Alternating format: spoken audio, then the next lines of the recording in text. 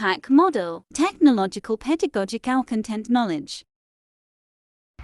Good morning, this is Al Jackson, your first reporter, and for today's video we're going to tackle TPACK model, which basically represent a full understanding of how to teach with technology. We all know that it's very in demand nowadays as we face new normal, and technology is one of the primary medium of our teachers in order for them to teach their lessons virtually. And in this phase, we should keep in mind that this model is not the same as having knowledge of each of the three primary concept individuals. Instead, the point of these models, or the TPACK models, is in order for us to understand how to use technology to teach concepts that will enhance the student learning experiences. This model has different parts that highlights different use or purpose. We have here the TK, or defined as technological knowledge, the TCK, or technological content knowledge, the CK, or content knowledge, the PCK, or pedagogical content knowledge, the PK, or pedagogical knowledge, and lastly the TPK, or the technological pedagogical knowledge, which to be discussed by our next reporter. This is Al Jackson, your first reporter. Have a good one. Good day everyone! I am your next reporter, Cristina Brillo. At aking ipagpapatuloy ang sinimulang report ni Mae Bernal, which is the Technological Pedagogical Content Knowledge. The Technological Pedagogical Content Knowledge describes the kinds of knowledge required by teachers for the successful integration of technology in teaching. It suggests that teachers need to know about the intersections of technology, pedagogy, and content. Binibigyang daan nito ang mga guro na pumili at gumamit ng hardware or software o kaya naman ay ang mga specific technological tools upang kanilang matukoy ang mga particular na tampok at gamitin ang mga tool na naaangkop sa epektibong paraan sa pagtuturo. Next is the TPACK model. Here are the orders: technological knowledge, technological content, content knowledge, pedagogical content knowledge, pedagogical knowledge, and lastly, technological pedagogical knowledge. This order is important because the technology being implemented must communicate the content and support the pedagogy in order to enhance students' learning experience. TPACK represents a full understanding of how to teach with technology. Keep in mind that this is not the same as having knowledge of each the three primary concepts individually. Instead, the point of TPACK is to understand how to use technology to teach concepts in a way that enhances student learning experience. Kung kaya't napaka-importante ng TPACK in order to enhance students' learning experiences. Yan lamang po at maraming salamat. Good day everyone, I am Peter Botante and I will continue the topic about the TPACK. And now we are going to TPACK model. First, we have content knowledge, or the CK. What are you teaching and what is your own knowledge of the subject? For this lesson, you all need a solid understanding of cell anatomy and processes. It generally refers to the facts, concepts, theories, and principles that are taught and learned in specific academic courses, rather than to related skills such as reading, writing, or researching that student also known in school. For instance, make content-specific connections between solutions. Ask a particular question during a discussion of this lesson. Organize discussion to facilitate progress along a content trajectory. And use representation to convey content-specific meaning. Next, we have pedagogical knowledge, or the PK. How do your students learn best, and what instructional strategy do you need to meet their needs and the requirements of the lesson plan? In this case, you all need to understand best practices for teaching middle school, and small group collaboration. Of course, term used for knowledge of how to teach that is applicable across a range of teaching areas. Those broad principles and strategies of classroom management and organization that appear to transcend subject matter. This form of knowledge is all about how. Let's continue. Technological knowledge, or the TK. What digital tools are available to you? Which do you know well enough to use? And which would be most appropriate for the lesson at hand? For this lesson, student will need to label a diagram and present, so the ability to fill in the blanks with the answer key, find images from the internet, and create slides and etc. are important. In addition, describe teachers' knowledge of the ability to use various technologies, technological tools, or associated resources. And of course, this knowledge is about the tool and how to select and how to integrate. Of course, we have pedagogical content knowledge, or the PCK, the intersection of the pedagogical and the content knowledge. Understanding the best practices for teaching specific content to your specific students. Example, this knowledge includes approaches from different learning style and its scaffolding content for the deeper understanding. And also, we have technological content knowledge, the intersection of technological and content knowledge. Knowing how the digital tools available to you can enhance or transform the content, how it's delivered to students, and how your students can interact with it. Meaning to say, it's referred to technology used to the subject area for the deep and lasting learning. And last but not the least, the technological pedagogical knowledge, or the TPK. Understanding how to use your digital tools a vehicle to the learning outcomes and experiences you want. For instance, what the best technology is used for your student. How can you use collaboration tools to have students share their thoughts throughout the learning to each other exploration of the scientific method? Because this knowledge could help when it comes for the teaching.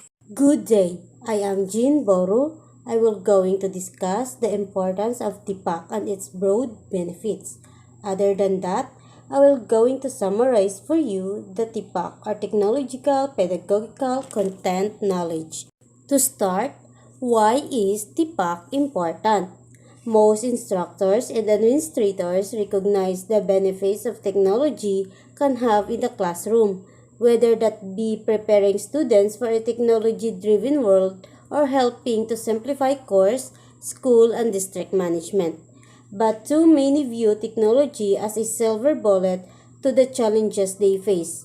It's sometimes assumed, consciously or not, that the mere presence of digital tools will improve education. This is exactly why the TPACK framework is important. It's easy to think that adding a great LMS, or learning management system, to your class strategy is going to enhance learning. But TPACK shows us that there's a relationship between technology, content, and pedagogy, and the purposeful blending of them is key. If nothing else, TPACK can be a helpful mantra using you to step back and look at your whole strategy and the nuisance connections between all of its moving parts.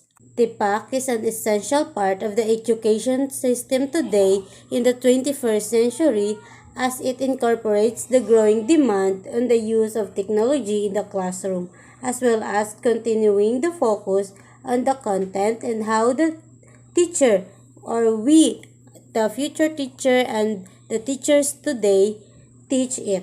Therefore, it sets up education for the future as well as setting up the students for their future. Next is the benefits of the TPACK framework. TPACK is a model that helps teachers consider how their knowledge domains intersect in order to effectively teach and engage students with technology. Perhaps the most obvious benefits of TPACK is that it allows teachers to examine and reflect on their practice and how technology is integrated in the classroom. You don't have to go all with the TPACK to gain something from it. Whether you apply it to every lesson or revisit it from time to time, this framework can help you to think more strategically about how you're using technology in the classroom. You can try it. You may be surprised at what your lessons and strategies can become through the meticulously truthful lens of the TPACK framework. TPACK, or Technological, Pedagogical, Content Knowledge, is a framework that helps teachers consider how their knowledge domains intersect in order to effectively teach and engage students with technology. It's an approach that looks at the rule of combination of what teachers know, how they teach, and the role of technology, or how technology is used in order to better impact students' learning. So, how does TPACK work? First, consider the three domains: the content knowledge, pedagogical knowledge, and technological knowledge. Content knowledge, or CK, is the what your understanding and expertise of the subject area you teach, whether it's science, social studies, mathematics, languages, arts, or all of the core curricular areas. CK is made up of all the facts, concepts, and theories of any given discipline. Pedagogical knowledge, or PK, is the how your expert knowledge of the art and science of teaching, from learning theories to instructional design. PK includes methods of teaching and assessment like project-based learning, as well as instructional strategies like think, pair, share. Knowledge of the principles helps you design successful learning experience for each individual students. Pedagogical content knowledge, or PCK, is the intersection of the pedagogical and content areas. The knowledge you have to how effectively engage students in learning concepts and skills. This knowledge includes approaches for addressing different learning styles and scaffolding content for deeper understanding. Educational psychologist Lee Schulman shows this intersection as teaching at its best. But several scholars, including Matthew Kohler and Ponam Mishra, have added an additional components to 21st century teaching: technological knowledge. Technological knowledge, or the TK, represents your knowledge about the tools, including how to select, use, and integrate technology into your curriculum. But it's not just about the devices. It's also the quality of content that students access through apps, websites, and games. For learning by integrating technology into PCK, or pedagogical content knowledge, you now have new insights into and opportunities for students' learning. Technological content knowledge, or TCK, refers to how technology is used in a subject area for deep and lasting learning. For instance, to further understand the topic, budding scientists can use sophisticated tools to collect evidences, make up observations, and document findings. Interactive software then allows them to see their data represented in various ways. Application of such technologies can help deepen individual students' inquiry within a given discipline. Technological pedagogical knowledge, or TPK, is your understanding of how to choose and manage technology for your students. For instance, what technology will best ease your students' workflow throughout their exploration of the scientific method? How can you use collaboration tools to have students share their learning with each other? This knowledge about technology will advise your teaching. The intersection of all the three knowledge domains, content, pedagogy, and technology, is the core of TPACK.